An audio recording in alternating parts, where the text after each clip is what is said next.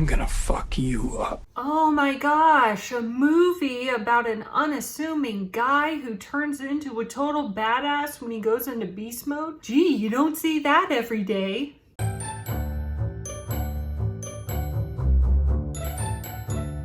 Hello, my lore lovers. It's Lindsay, aka November Pixie.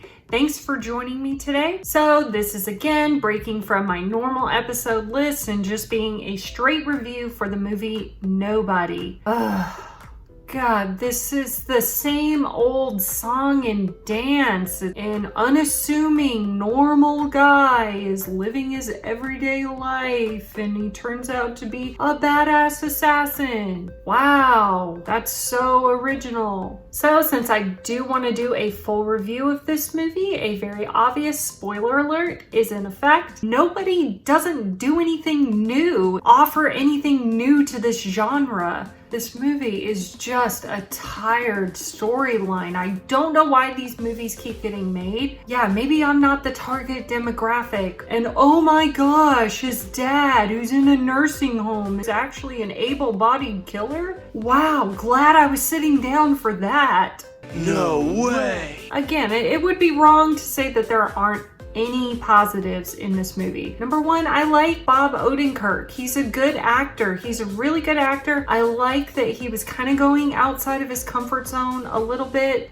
I've never seen him in anything where he had to do anything as quite as physical. I liked that the Hutch character was not overpowered as fuck and just do all of these things and he's just perfect at everything. I like that he does get knocked down and he very often loses the upper hand and gets the shit beat out of him. That was all good. I also really like people that broke into his home. You know, he goes back and he just wants to, give them the what up. Turns out they're not just average street punks. They were just a mother and a father who are broke and they're desperate. Their baby is sick. That was beautiful. I absolutely love that aspect of the movie. Like I said, this genre is not new, but there's some other things that just lost me.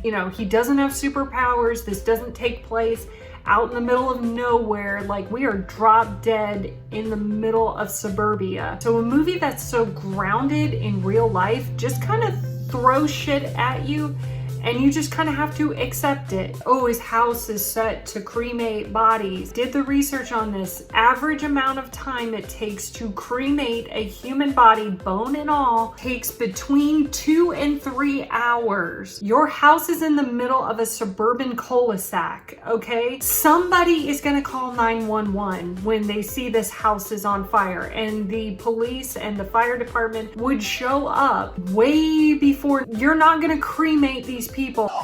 No, you're all lying.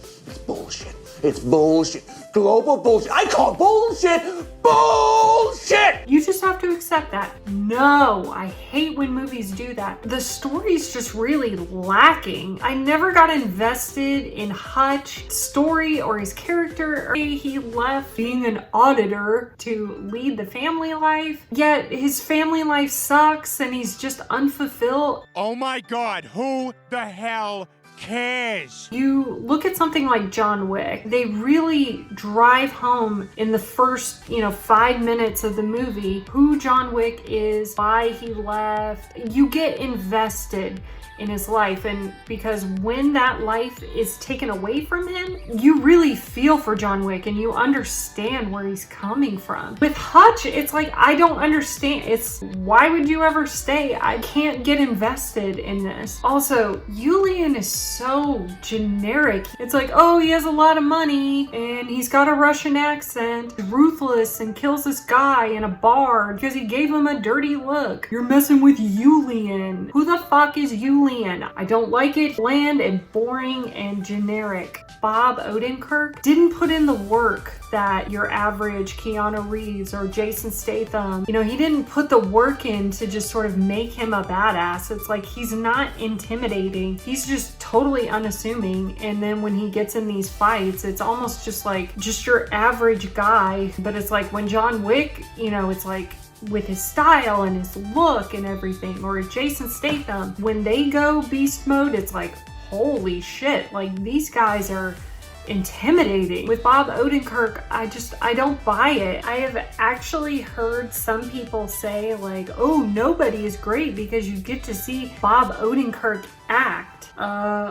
Where? Like I said, he's a really good actor. I really like him. Trust me, if you think that this is the height of Bob Odenkirk's ability to act, then you've never seen Bob Odenkirk. You know, if this was an episode of Can I Fix It? Like, I would say, okay, Hutch is a guy and he does have the loving, adoring wife and the loving kids, and he's just struggling with that inner demon, and maybe he's going and fighting in like bare knuckle boxing or going down to dark alleys and getting into street fights, or almost like a Batman, and that could go into the Nobody, where it's just like he's a guy and he sees, you know, some girl getting attacked in a dark alley and he just goes in, and that would be a better movie. I could get behind something like that, where I could get behind that. That would be my fix. I don't want to go into a whole episode, so just my review. Again, I'm not the target demographic, so I am opening it up to the people that actually liked this movie. If you liked Nobody, you can let me know in the comment section below. We can turn this into a heated debate. I fired the first shots. Nobody was not my type of movie. Now, if you do like this video, be sure to give it a big thumbs up because that does help out a lot. And if you do like this video, you can check out my channel for some of my episodes. Every now and then I will just do a straight review of something, but I do have 4 other episodes on my channel. They are Can I Fix It? Where I do take a movie like Nobody,